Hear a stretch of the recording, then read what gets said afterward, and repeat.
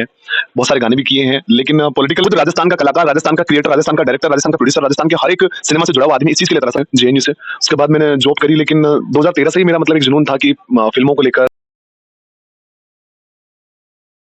नमस्कार दोस्तों, स्वागत है आपका अपने YouTube चैनल युवा मीडिया पुष्पेंद्र में।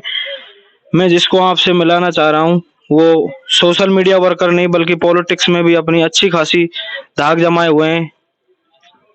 नमस्कार जी, पुष्पेंद्र जी, आपके चैनल के माध्यम से आपके जितने व्यूअर्स हैं उन सभी को मेरा नमस्कार। माई सेल्फ यानी कि मैं अपना खुद का इंटरव्यू आपको देने जा रहा हूं, तो अपना नाम खुद ही बता देता हूं आपके चैनल के। मैं राजवीर गुजर बस्सी एक कलाकार हूं राजस्थानी फिल्मों का, और साथ ही मैंने बॉलीवुड की फिल्म भी करी है, बहुत सारे गाने भी किए हैं। लेकिन पॉलिटिकल मेरा इंटरेस्ट है, पॉलिटिक्स में धाक आप कह सकते हो, लेकिन सिर्फ इंटरेस्ट है, क्योंकि पॉलिटिक्स में शुरुआती दौर से ही थोड़ा चीजों को समझना, सही गलत का विरोध करना, ये थोड़ी आदत रही है मेरी शुरू से ही। क्या ये राजस्थान फिल्म मतलब शूटिंग आपका शुरू से ही लगाव रहा है इस चीज से या फिर अभी आए हो आप? 2013 में 14 मेरा पास आउट बैच है जेएनयू से। उसके बाद मैंने जॉब करी, लेकिन 2013 से ही मेरा मतलब एक जुनून था कि फिल्मों को लेकर, एक्टिंग को लेकर, तो वो धीरे धीरे करते करते करते करते लंबा संघर्ष 10 साल से ज्यादा हो गया है। फिलहाल 2019 से मुझे पहला ब्रेक मिला मूवी का, और वो मैंने किया आटा साटा, जो राजस्थान की सुपरहिट मूवी में काउंट होती है। स्टेज ओटीटी प्लेटफॉर्म पर वो अवेलेबल भी है। तो आप कह सकते हैं कि मतलब कीड़ा तो था, 10 साल से था। आपकी एक मूवी और आई थी औलाद रो रंग, उसमें आपका काफी अच्छा किरदार था, उसके बारे में आप कहना चाहेंगे? जिसमें कि आपने राजस्थान सिनेमा को काफी अच्छे जोर शोर से दिखाया, जो कि रियल लाइफ पर आधारित मूवी थी।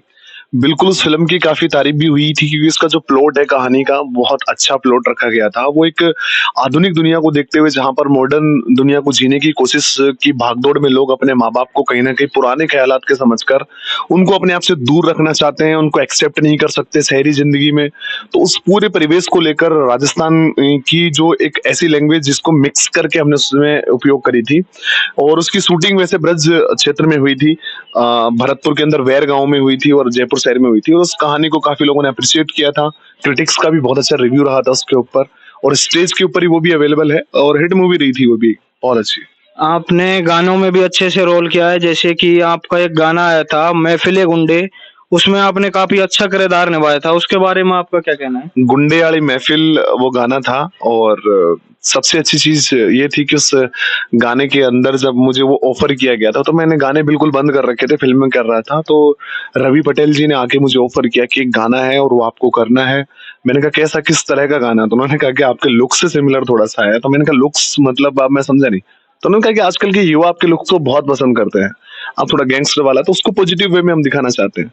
मैंने कहा बेशक करेंगे, और वो गाना हमने किया, और उस पे 1 लाख रीलें लगभग बन चुकी है, और व्यूज भी काफी अच्छे हैं, और गाना बहुत ट्रेंडिंग में है। मैंने बहुत जगह उसके लाइव शोज भी किए हैं, और गुंडियाली महफिल का रवि पटेल जी के जो सबसे बेहतरीन प्रोजेक्टों में से एक कह सकते हैं उसको। मैं खुद के अपनी लाइफ में भी गानों के मामले में उसको बहुत अच्छा प्रोजेक्ट कह सकता हूँ। लोगों का कहना है कि राजस्थानी फिल्म में आपने काम किया था, तो आप उस समय बीच में 4-5 साल का आपने गैप लिया था, तो उसमें आपका क्या कहना है? लोग कहते हैं कि बिजनेस करने चले गए, उनका फ्लॉप हो गया सिस्टम, वो कुछ कर नहीं पाए, इसमें आपका क्या कहना है? देखो, जिंदगी में सरवाइव करने के लिए सबसे जरूरी चीज होती है ना भाई, पैसा होता है, और पैसे के बिना सरवाइव नहीं कर सकता। कोई अच्छे अच्छे कलाकारों को मैंने खत्म होते हुए देखा है, वो अपनी कला को भूल जाते हैं जब पैसा उनको सही से नहीं। मेरे को मेरा अप्रोच ये रहा कि मेरा स्टार्टिंग से थोड़ा सेल्फ मेड रहा हूँ, घर वालों की मदद लेने में थोड़ी हिचकिचाहट रहती है हमेशा से। तो मेरे करियर में ऐसा मोड़ आया जब मेरे पास तो बैलेंस नहीं था, और घर वालों से मांगने मुझे शर्म आती थी, तो उस दौर में मैंने अपने सारे बिजनेस ऑफ भी कर दिए थे जुनून के चक्कर में।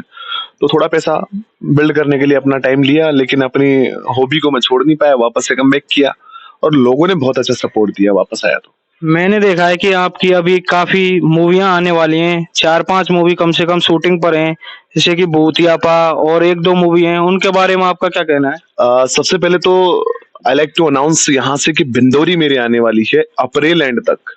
और बिंदौरी एक ऐसा प्रोजेक्ट है जो हमने दिखाने की कोशिश करी है कि जातीय भेदभाव को खत्म करते हुए सबसे ऊपर हमारे देश में और हमारी जो समाज है उसके अंदर, यानी समाज, हमारा नजरिया कलाकारों का अलग होता है, समाज में हम सभी समाजों को मानते हैं, पर्टिकुलर से नहीं जिससे मैं हूँ। तो उस समाज के अंदर जातीय जो सद्भावनाएं हैं, जाति जो ऊंच नीच वाला मामला है, उन सबसे ऊपर जो होता है ना, वो फौज का दर्जा होता है। और उसमें भी सबसे ऊपर दर्जा जो होता है, शहीद फौजी का दर्जा होता है। उस फौजी के रेस्पेक्ट को लेकर जिस तरह से बिंदोरी वाले, ये पूरी कहानी मैं रिवील तो नहीं करूंगा यहाँ से, वरना आप देखोगे नहीं कहानी को जाकर वहां पर ऑडियंस, तो उस कहानी को देखना आप, और आपको मजा आएगा। क्योंकि इस कहानी की एक सबसे जबरदस्त चीज आपको मैं बता दूं कि ऑफर हुई थी मुझे इसका लीड पॉजिटिव के लिए, लेकिन जब डिस्कस हुआ, बातचीत हुई डायरेक्टर के साथ में, तो उन्होंने कहा कि यार कहानी में इम्पैक्ट लगने वाला कैरेक्टर तुम खुद चूज करो राजवीर। तो मैंने कहा कि मुझे कैरेक्टर अच्छा करना है। जैसे साउथ में मैं विजय सेतुपति को फॉलो करता हूँ, विजय सेतुपति क्या करते हैं कि वो पॉजिटिव भी करते हैं, नेगेटिव भी करते हैं, यानी कि वो विलन भी बन जाते हैं, हीरो भी बन जाते हैं। तो मैंने कहा कि मुझे इसमें विलन करना है, लेकिन मैं विलन एक सॉफ्ट विलन बनूंगा, जिससे लोगों में इम्पैक्ट बने कि कहानी जस्टिफाई हो रही है, उनको उनको लगना चाहिए वो कैरेक्टर। तो मैंने इसमें बिंदोरी में एक नेगेटिव सेट किया, भवानी सिंह, और बहुत प्यारा कैरेक्टर है, आप देखोगे तो मजा आएगा उसको देख के। दर्शक आपकी मूवी देखना चाहें तो किस प्लेटफॉर्म पर देखना उनके लिए काफी अच्छा रहेगा? देखो फिलहाल तो मैं प्रोड्यूसरों से रिक्वेस्ट कर करके थक चुका हूँ कि भाई सिनेमा लेके आओ। भरने की गारंटी मेरे चाहने वालों की है, वो भर देंगे सिनेमा, इतनी गारंटी मैं देता हूँ। लेकिन फिलहाल सब डरते हैं राजस्थान में कहीं ना कहीं सिनेमा थिएटर्स में आने का, क्योंकि बहुत बड़ा मुद्दा इस समय राजस्थान का ये है कि खुद राजस्थान का कलाकार, राजस्थान का क्रिएटर, राजस्थान का डायरेक्टर, राजस्थान का प्रोड्यूसर, राजस्थान के हर एक सिनेमा से जुड़ा हुआ आदमी इस चीज के लिए तरस रहा है कि उनको स्क्रीन नहीं मिलती है। यहाँ पर एक बड़ा मुद्दा है ये, बहुत स्क्रीन नहीं मिल पा रही है। स्क्रीन नहीं मिलने का कारण ये है कि जैसे कि 60 से 80 हजार रुपए पे करता है राज मंदिर, जबकि वो शेयर में दे देता है बॉलीवुड वालों को।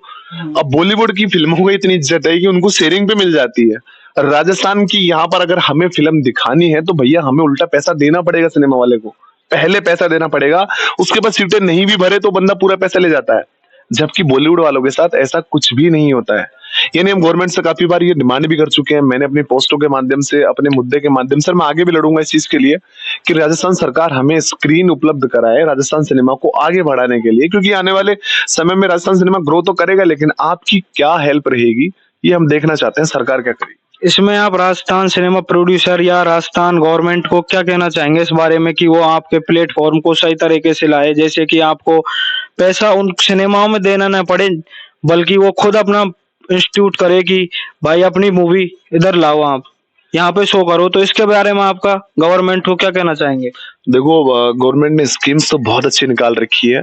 फिलहाल 25 लाख का अनुदान गवर्नमेंट ने अपनी तरफ से दे रखा है राजस्थान सिनेमा के लिए, लेकिन वो सिर्फ महज स्कीमें आपकी कागजों में ही, लिमिट में ही सिमट जाती है। उसका मुख्य कारण क्या होता है कि राजस्थान सिनेमा चाहता है कि उसके लिए एक अलग से कमेटी बनाई जाए, कुछ अधिकारी दिए जाए हमें, और एक ऐसा ऑफिस दिया जाए जहां पर जाके सही गलत का निर्णय कर सके वहां पर, ताकि हमें कैसे आगे बढ़ाया जा सकता है ये डिसाइड करने वाले कुछ लोग होने चाहिए।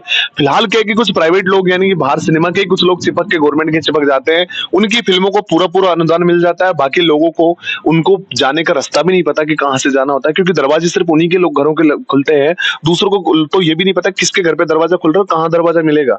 क्योंकि सिर्फ योजनाएं हमें मिली हुई, कोई एक पर्टिकुलर जगह नहीं मिली, कोई स्थान नहीं मिला कि हमें कहां से प्रोसेस करें फिल्म बनाकर, क्या उसके पैमाने को नापने वाले लोग होने चाहिए, जज होने चाहिए, वो सारी चीजें जिस पर गवर्नमेंट को एक बार विचार करना चाहिए कि सिर्फ आप महज कागजों में आप हमारी यहाँ की संस्कृति को, यहाँ के सिनेमा को आगे नहीं बढ़ा सकते। उसके लिए आपको यहाँ के कल्चर को आगे बढ़ाने के लिए आपको सिनेमा के लिए कुछ अलग डिपार्टमेंट बनाना पड़ेगा, सही और गलत को निर्धारित करना पड़ेगा, वरना तरसता है ये सिनेमा नीलू जी के जमाने से आज तक। करीब 15 से 20 साल हो गए इस सिनेमा को बिल्कुल अपने पांव पे खड़ा होने की खुद कोशिश कर रहे हैं। राजस्थान गवर्नमेंट की तरफ से कोई भी गवर्नमेंट बदलती है, चाहे बीजेपी को चाहे कांग्रेस की, मैं किसी को पर्टिकुलर टारगेट नहीं करता, पर उसको कोशिश करनी चाहिए कि सिनेमा भी आगे बढ़े, कलाकारों की सुनी जाए, यहाँ इज्जत हो कलाकारों की। या कलाकारों को कलाकार नहीं समझाता क्योंकि उनकी कोई पहचान नहीं है। मीडिया पर्सन के पास जाते हैं तो वो बड़ा अमाउंट मांगते हैं इंटरव्यू देने के लिए, अपनी प्रमोशंस के लिए। तो वो बहुत सारी चीजें जिन पे विचार करना बहुत जरूरी है, और जनता को भी सपोर्ट करना चाहिए। क्योंकि मैं भोजपुरी सिनेमा को देखो, वहां के कलाकारों को कितना सपोर्ट मिलता है, हद से ज्यादा। साउथ के सिनेमा को देखो, उनको भगवान बराबर दर्जा दिया जाता है। हम नहीं कहते मैं भगवान मानो, लेकिन कम से कम एक इज्जत तो हमें प्रोवाइड हो, ताकि हमें अपने ऑडियंस को जोड़ने का और मौका मिल सके। ऑडियंस जुड़ी नहीं पा रही है हमसे। मेरा कहना यह है कि राजस्थान सिनेमा से अगर राजवीर भाई बस्सी की मूवियों का अगर राजस्थान सिनेमा अपने दर्शकों को मुफ्त में या किसी भी प्लेटफॉर्म पर इनकी मूवियों को शो किया जाए तो ये पूरी तरह इनकी जो 5, 6, 7 जितनी भी मूवी हैं चल रही हैं या आएंगी, उन सब में इन्होंने राजस्थान कल्चर को पूरी तरह से समझाया है। जैसे कि भोजपुरी सिनेमा को देखो आप, काफी ऊपर चला गया है। साउथ सिनेमा बहुत ऊपर चला गया है, एक दर्जा ही नहीं, वो काफी स्टार बन चुका है साउथ सिनेमा। तो ऐसे में मैं राजवीर भाई को कहना चाहूंगा। मैं आपके इस चैनल के माध्यम से एक और चीज बताना चाहता हूँ, मेरी 9 फिल्में कंप्लीट है, जिनका शूट कंप्लीट हो चुका है, जिनमें से अभी फिलहाल सास बहू और कुछ करके नाम चेंज कर दिया, पहले कोकिन था, उसका नाम चेंज करके बॉलीवुड वाली जो वेब सीरीज आ रही है उसमें मेरा भी बहुत अच्छा किरदार है। और इंक्लूडिंग 8 जो राजस्थान की एक प्रोजेक्ट है वो मैंने कंप्लीट कर ली है, और 9वां और 10वां मेरा भी, वो सॉरी 9 तो कंप्लीट है, 10वां और 11वां मेरा अभी प्रोसेसिंग में है, जो बहुत जल्दी शूट होने वाला है उन प्रोडक्शन हाउस के साथ में। लेकिन मैं एक चीज कहना चाहता हूँ, इतना काम करने के बाद भी हमारे अंदर इज्जत, एक सपोर्ट, इन चीजों की जरूरत, हमें हाथ फैलाना पड़ रहा है पब्लिक के सामने। मैं चाहता हूँ ये हम आपके हैं और आप हमारे हो, ये हमें बोलने की जरूरत नहीं होनी चाहिए, क्योंकि आज पंजाब इंडस्ट्री बहुत ऊपर है सिनेमा के मामले में, आज भोजपुरी बहुत ऊपर है, साउथ को तो हम दुनिया भर में जानते हैं। और जो वहाँ के रीजनल, साउथ का मतलब ये नहीं होता कि एक साउथ एक पर्टिकुलर जगह है, उसमें कर्नाटका, तमिल, बहुत तेलुगु, अलग अलग सिनेमा काफी है। उसमें ऐड हुए हैं, ऐसे नहीं है कि वो एक ही सिनेमा है पूरा, उसमें काफी जगह से स्टेट शामिल है। उसमें बहुत सारे अलग अलग रीजनल सिनेमास है, जिनको बोल के हम इकट्ठा साउथ और नॉर्थ सिनेमा बोलते हैं, लेकिन नॉर्थ सिनेमा में हमारे यहाँ के ही सिनेमा अलग अलग है। अब आप देखिए योगी जी, उन्होंने रिसेंटली मीटिंग ली है, बॉलीवुड के कलाकारों से मीटिंग ली है वहां के सिनेमा को बढ़ाने के लिए, यूपी के सिनेमा को बढ़ाने के लिए। हमारे मुख्यमंत्री जी क्या कर रहे हैं अभी तक, मैं उनसे भी पूछना चाहता हूँ। ना सिर्फ मैं इनसे सवाल कर रहा हूँ, गए हुए मुख्यमंत्री से भी सवाल करना चाहता हूँ कि आपने सिनेमा के लिए क्या किया। वहां के लोग जो है वो उम्मीद करते हैं उनके मुख्यमंत्री से, जैसे यूपी का सिनेमा बढ़ाने के लिए उन्होंने रिसेंटली सुनील शेट्टी जी से, बहुत बड़े बड़े कलाकारों को बुलाकर उन्होंने कहा कि आइए हमारे यहाँ काम कीजिए और हमारे यहाँ के कल्चर को आगे लेके जाइए। तो इसमें राजस्थान गवर्नमेंट का कहना तो यह है कि हमने उन्हें काफी कुछ किया है, इसमें कोई ओतराय नहीं है। तो इसके बारे में आपका क्या कहना चाहेंगे कि उनका कहना है कि हमने काफी कुछ दिया है सिनेमा वालों के लिए, ऐसा कुछ नहीं है। देखो ऐसा है कि मैं बार बार आपको चीज रिपीट कर रहा हूँ कि इन्होंने 25 लाख का अनुदान दिया है, लेकिन कागजों में दिया है, और जिसको मिला है वो चापलूसी करके ले जाएंगे मंत्रियों से, इनसे पहचान रखे। देखो अगर मैं आपको ये बात बोलूं कि कलाकार को मंत्रियों से पहचान रखना पड़ेगा अपने काम के लिए, तो ये दुर्भाग्य है हमारे सिनेमा का। यहाँ फिर आपको गवर्नमेंट के करीब रहना पड़ेगा, ये भी हमारा दुर्भाग्य है, क्योंकि हम सिर्फ काम कर सकते हैं, जो मेकर्स हैं वो फिल्म बना सकते हैं, प्रोजेक्ट बना सकते हैं, लेकिन उनको लोगों तक ले जाना, मैं कह सकता हूँ कि एक बहुत बड़ी समस्या है हमारे सामने, ये छोटी नहीं बहुत बड़ी समस्या है। आप कम से कम हमारे मीडिया पर्संस को एक बार हमें प्रोवाइड कीजिए, हमारे प्रेस कॉन्फ्रेंस फ्री कीजिए, साथ में हमें एक एक या 2 हफ्ते तक स्क्रीन, एक सुबह सुबह की स्क्रीन भी हमें फ्री दिलवा दोगे ना, हमारे लिए बहुत है। लेकिन हमारे लिए वो स्क्रीन का प्रावधान, क्योंकि ये ऑलरेडी चल रहा है, हम जबरदस्ती को अलग मांग नहीं कर रहे हैं, साउथ में ये सिनेमास कर रहे हैं, ये साउथ की तर्ज पे आप हमें दे दीजिए, सुबह सुबह की स्क्रीन हमें दे दीजिए, तो वो हमारे लिए इनफ है। बहुत बड़ा हम सरकार का योगदान मानेंगे। सिर्फ आप बोलोगे हम आपको 60 लाख दे देंगे, 25 करोड़ दे देंगे, 40 करोड़ दे देंगे, तो उनसे हमें कोई मतलब नहीं है। आप हम तक लोगों को आने का मौका दीजिए, वरना सिर्फ बिजनेस बन के रह जाएगा। 25 लाख के लिए लोग फिल्म बनाएंगे, सरकार से साइन कराएंगे मंत्रियों के थ्रू, और काम हो गया उनका। हम चाहते हैं कि लोग हमारे कल्चर को देखें, राजस्थान को देखें, और राजस्थान के भिन्न भिन्न जो लैंग्वेजेस हैं, अलग अलग बोलियों की एक बहुत बड़ा भंडार है राजस्थान में। आप जाओगे, ब्रज जाओगे, हाड़ौती जाओगे, यहाँ पर मेवाती जाओगे, यहाँ पर मतलब लैंग्वेजेस का कोई वही नहीं है। ढूंढाड़ी आप देख लो, जयपुर के आसपास की लैंग्वेज ढूंढाड़ी है, और इधर जाओगे तो मारवाड़ी है, इधर जाओगे तो नागौरी है, नागौरी के साइड में शेखावटी है। इतना बड़ा भंडार है ना हमारे पास राजस्थान में लैंग्वेजेस का, इतना कल्चर है, इतनी कहानियां है, इतने इतने बहुत कुछ है हमारे राजस्थान में। लेकिन सरकार सिर्फ अपने पॉलिटिकल चीजों पे देखना चाहती है, सिनेमा और इन सब की तरफ उनका ध्यान है ही नहीं। और मैं कहूंगा कि अगर जब तक आप हमें सपोर्ट नहीं करोगे तो सिनेमा रेंगता ही रहेगा, आगे नहीं बढ़ेगा। मैं कहना चाहूंगा कि स्टेज ओटीटी प्लेटफॉर्म जो थोड़ा उन्होंने क्रांति लाई, लेकिन वो भी अब कहीं ना कहीं अपने रास्ते से भटक रहे हैं।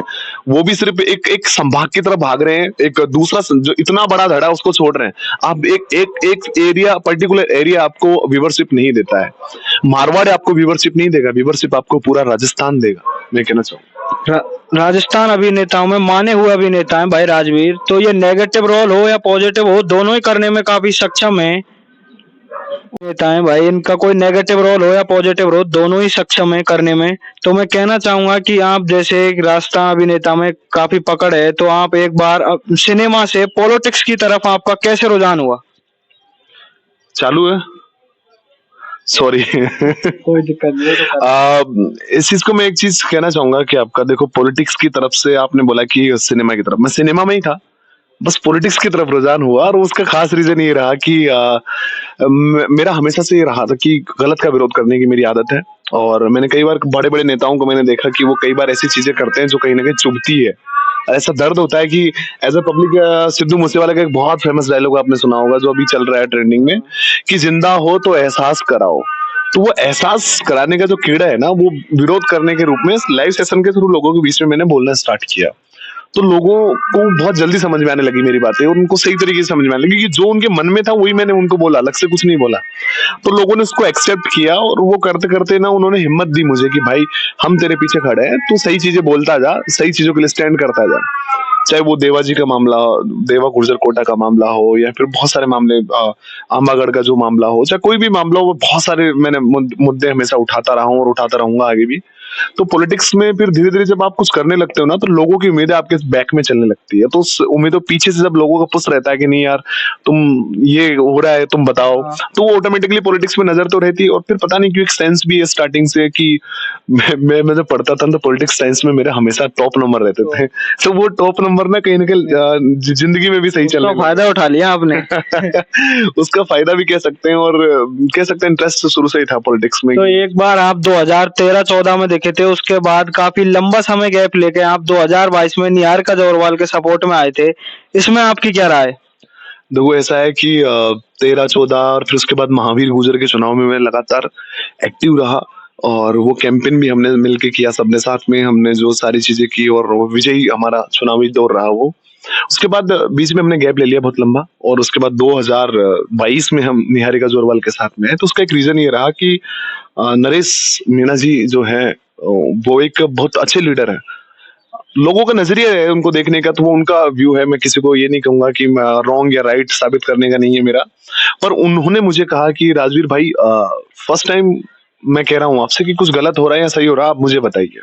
मैंने कहा कि हाँ, मेरे हिसाब से अकॉर्डिंग जितने भी कैंडिडेट है उनमें योग्य है ये बच्ची भी, और अगर मेरे हिसाब से मुझे गलत लग रहा है तो शायद लग रहा है। तो उन्होंने बोला अगर आपको गलत लग रहा है तो आप हमारे साथ क्यों नहीं लग रहे?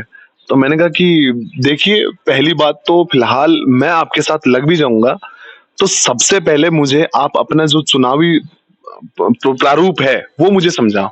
उन्होंने बताया कि यार ये मामला है कि हम इस तरीके से चुनाव लड़ना चाहते हैं, और हम मंत्री जी से हटकर चुनाव लड़ना चाहते हैं। एक बाप चुनाव लड़ रहा है, यानी बच्ची को सपोर्ट करके, मंत्री जी नहीं लड़वा रहे चुनाव वहां पे, क्योंकि लड़की जो है वो मंत्री जी के जितने ज्यादा मतलब पॉलिटिकल इंटरफेयर में नहीं रही है। उस चुनाव को लेकर फिर मैंने कहा चलो ठीक है। और हमारे गुर्जर और मीणाओं का बहुत बड़ा संभाग है पूर्वी राजस्थान के अंदर, उनमें हमेशा से एक बहुत बड़ा अंतर रहा है।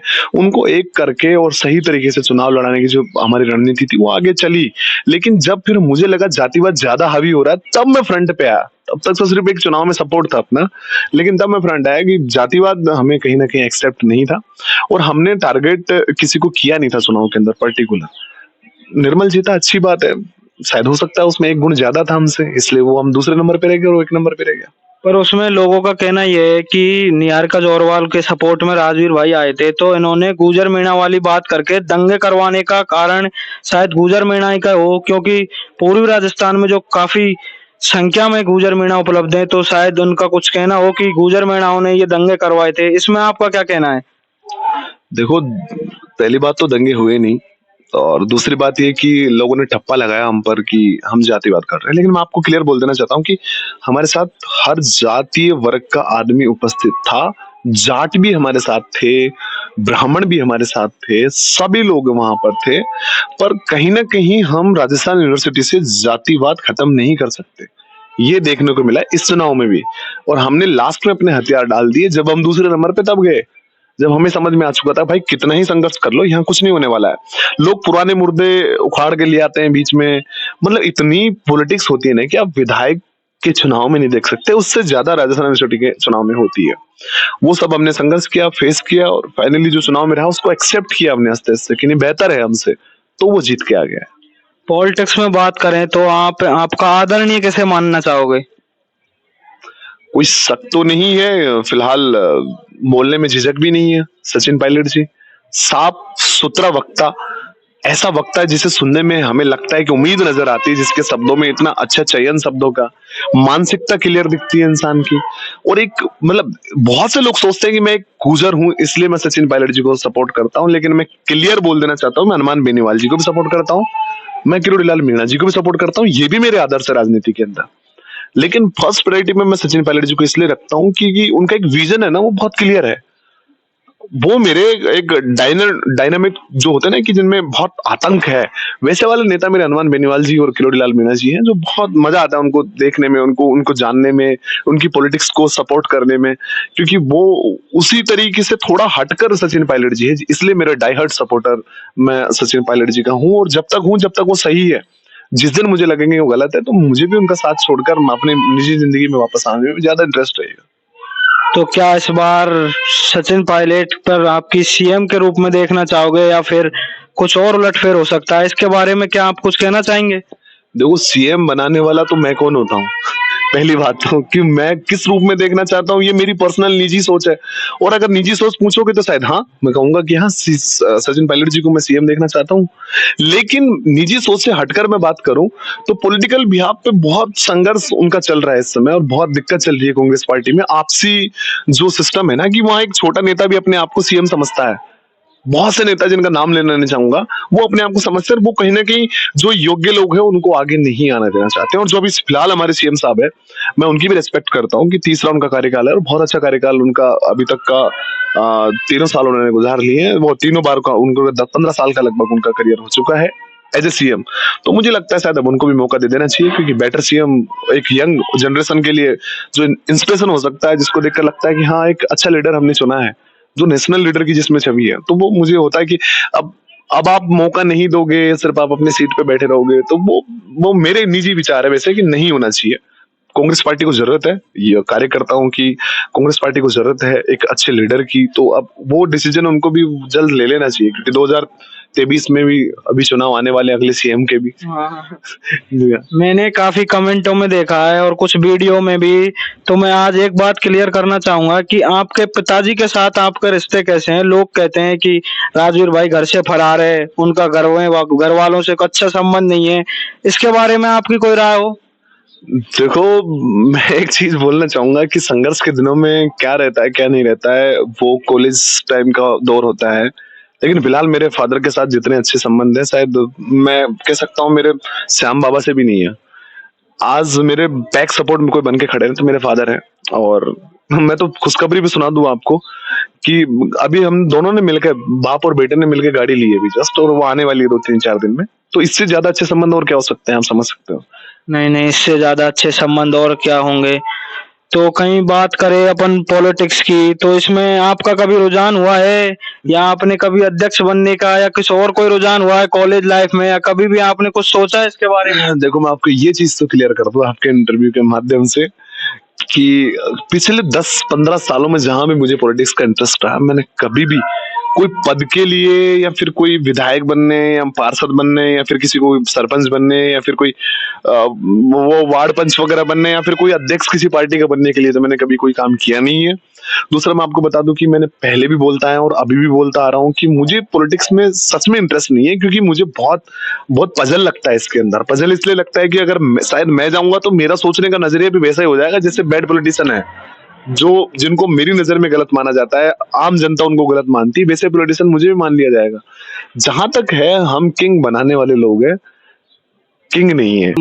भाषा घोषित कर दिया जाए, बाकी ढूंढाड़, हाड़ौती, ब्रज, इनका क्या होगा? इनके बारे में आपका क्या कहना है भाई राजवीर? आईपीएल में देखा जाए तो अभी इंटरव्यू लिया गया था मारवाड़ी भाषा में, जो उन्होंने डन कर दिया गया, उसमें आपका क्या कहना चाहोगे? राजस्थान में कोई एक प्रॉपर भाषा तो है नहीं है, इसमें काफी भाषाएं मिक्स हैं, ब्रज भी है, हाड़ौती भी है, शेखावाटी और काफी भाषाएं। इसके बारे में आप क्या कहना चाहोगे? देखो, रिसेंटली अभी एक आईपीएल का डेमो शूट किया गया और राजस्थानी भाषा के अंदर कमेंट्री के लिए उन लोगों ने चयन किया, और दिनेश पूनिया उन्होंने एक ट्वीट किया था, मैंने उसका रिवर्ट भी किया था। मैंने बोला कि आप राजस्थानी भाषा कैसे बोल सकते हो इसको, क्योंकि ये मारवाड़ी भाषा है, तो मारवाड़ी भाषा में बोल सकते हो, ये मारवाड़ी भाषा में कमेंट्री कर सकते हो आप। कमेंट्री हमारी इस राजस्थान के अंदर हर भाषा में, हर सभ्यता में अलग अलग लैंग्वेज चेंज हो जाती है, और चला आ रहा है कि हर 20-30-40 किलोमीटर के दायरे के अंदर यहाँ भाषा बदल जाती है। यहाँ का पहरान बदल जाता है, यहाँ की सभ्यता बदल जाती है, संस्कृति बदल जाती है। अगर आप अपनी मारवाड़ी को राजस्थानी लैंग्वेज बोलोगे तो बाकी लैंग्वेज क्या पाकिस्तान की है या फिर अफगानिस्तान की है? मेरे हिसाब से तो वो लैंग्वेज भी राजस्थान की है। उनके अंदर भी वही सभ्यताएं हैं, उनकी भी एक अलग पहचान है। तो राजस्थानी लैंग्वेज ना बोलकर आप उसे मारवाड़ी भाषा की कमेंट्री कह सकते हो। राजस्थानी लैंग्वेज में जैसे मैं एक ढूंढाड़ी हूँ और प्रॉपर ढूंढाड़ी हूँ, और ब्रजभाषी ब्रजभाषी है, मेवात का मेवाती भाषी है, मैं कहूंगा हाड़ौती, एक बड़ी सभ्यता ही है, बहुत लंबा चौड़ा इनका क्षेत्र आता है। तो आप मतलब 65% राजस्थान की लैंग्वेज पागल है या बेवकूफ है, और आपका आधा संभाग ठीक है, क्योंकि आपके साथ नागौर के कुछ लोग लगे हुए, नागौरी चलो कोई बात नहीं, उन लोगों की वो मान लिया उन्होंने कि उनकी मारवाड़ी है। शेखावटी कहाँ गई भाई? बाकी लैंग्वेजेस का क्या है? तो मैं कहना चाहता हूं कि अगर कुछ आपको राजस्थानी भाषा ही बुलवाना है तो सबसे पहले तो आप गवर्नमेंट को बोलिए कि भाई सभी भाषाओं का एक मिश्रण लो, और फिर आप उसको राजस्थानी भाषा घोषित कीजिए। आप आपके अपने हिसाब से स्वयं घोषित ना बने। उनके साथ आपके ढूंढाड़ क्षेत्र से ढूंढाड़ी भाषा बोलने वाले भी काफी लोग लगे हुए हैं, उनके बारे में आपका क्या कहना है? देखो, ढूंढाड़ी लोग जो लगे हुए हैं ना, वो ऐसे अधजल गगरी छलकत जाए, उनको नेतागिरी का इतना पानी चढ़ा हुआ है ना कि वो कहाँ टपक रहा है उनको नहीं पता ही नहीं है। बहुत से यूनिवर्सिटी के मेरे ही साथी नेता वहां पर पहुंच गए उनके प्रोग्राम्स में, और ये नहीं समझ पा रहे कि चाह क्या रहे। राजस्थानी की भाषा की मान्यता, सिर्फ ये टाइटल रखा उन्होंने, और उनको बेचारों ने रिसर्च नहीं किया। उन्होंने समझा कि ठीक है राजस्थानी भाषा को मान्यता दिलवाना चाहते हैं, पर वहां जाकर मैं उन सबसे पूछना चाहता हूँ, आप क्लियर स्टेटमेंट दीजिए। उन्होंने सिर्फ राजस्थानी भाषा में मारवाड़ी भाषा की बात करी है, और मेरे हिसाब से हमें तो समझ में भी नहीं आती मारवाड़ी भाषा क्या है, क्योंकि हमारी जो लोकल लैंग्वेज है वो बिल्कुल अलग है। तो आप थोप थोड़ी सकते हो किसी का बाप का राज थोड़ी है कि आप जबरदस्ती किसी लैंग्वेज को हमारे ऊपर थोप दोगे। ये हमारी सभ्यता है, हमारी। अगर आपको बनानी है राजस्थान लैंग्वेज और मान्यता दिलवानी है तो सभी लैंग्वेज का छोटा छोटा मिश्रण उठा के डालिए इसके अंदर, और सारी जो सभ्यताएं हैं उनको मिला के राजस्थान लैंग्वेज बनाइए। फिर आप मानेंगे कि राजस्थान भाषा की मान्यता की बात हो रही है। बहुत बड़े कोचिंग के ठेकेदार भी गए थे वहां पे, जो टीचर बोलते हैं अपने आप को राजभाषा। मैं इस चीज को बहुत पॉइंटली बोलना चाहता हूं कि आप कौन होते हो? आप एक तरफा बयान वहां पर जाके दे देते हो। और मैं सबसे जरूरी चीज मैं आपको बोलना चाहता हूँ, अब इसके माध्यम से बोलना चाहता हूँ, बहुत से बच्चे इन्फ्लुएंस हो गए क्योंकि वो बहुत बड़ा टीचर है भाई, उस चक्कर में वहां इन्फ्लुएंस हो गए, उसके सपोर्ट में खड़े हो गए कि हाँ राजस्थानी भाषा को मान्यता। भाई पर आप रिसर्च कीजिए प्लीज, ऐसे किसी भी थोप नहीं सकते किसी लैंग्वेज को आप। जी, अब मैं आपको ये बोलना चाहता हूँ कि ये बहुत बेहतरीन विचार इन्होंने अपने रख दिए हैं। आपको बस इतना करना है कि आपको सिर्फ अपना कमेंट बॉक्स में एवरीवेयर जहां पर आपको ये प्लेटफॉर्म मिलता है, चाहे फेसबुक, इंस्टाग्राम या फिर यूट्यूब पर, आपको वहां पर जाना है, अपने मोबाइल नंबर छोड़ देने हैं, और अपने इंटरव्यू क्यों आप खास हो, आपका इंटरव्यू क्यों लिया जाए, उस रीजन के साथ में छोड़ देना। अगर आप ज्यादा बड़े फेमस सेलिब्रिटी हो तो आप डीएम कर देना, इनको मैसेज कर देना। अगर आप फिर भी कोई अपना पर्सनल इंटरव्यू, अपनी कोई व्यथा, अपनी कोई कहानी आप इनको बताना चाहते हो अपने इंटरव्यू के थ्रू, तो और किसी का करवाना भी चाहते हो इंटरव्यू, तो आप इनको मैसेज करें, डीएम करें, इनसे कांटेक्ट करें। और सबसे जरूरी बात कि ये चैनल इनका नहीं आपका है, तो आपको सब्सक्राइब करना है, चैनल को फॉलो करना है हर प्लेटफॉर्म पर। और आखिरी मैसेज मैं पुष्पेंद्र जी से पूछना चाहूंगा कि आपको हमारे साथ बैठकर हमसे इंटरव्यू करवाकर कैसा लग रहा है? मुझे काफी अच्छा लग रहा है कि मैं इस इतने बड़े प्लेटफॉर्म पर बैठा हूँ। जो मैंने एक बार ही भाई को मैसेज किया था जीमेल पर, उन्होंने यस कर दिया, और मैं अपनी डेट फिक्स करके आया था, नहीं कि भाई ने मुझे डेट दी थी। ये बात मुझे भाई की सबसे अच्छी लगी। बस मैं इतना ही कहना चाहूंगा भाई से। और कोई बात हो तो हम आगे भी इंटरव्यू लेते रहेंगे। कमेंट सेक्शन में जरूर बताएं, कोई बात रह गई हो या कोई आपका क्वेश्चन हो तो उसके बारे में जरूर बताएं। आगे भी राजवीर भाई बस्सी से मिलते रहेंगे। धन्यवाद। राम राम जी, सब्सक्राइब करके ही चैनल जाना। Thank you.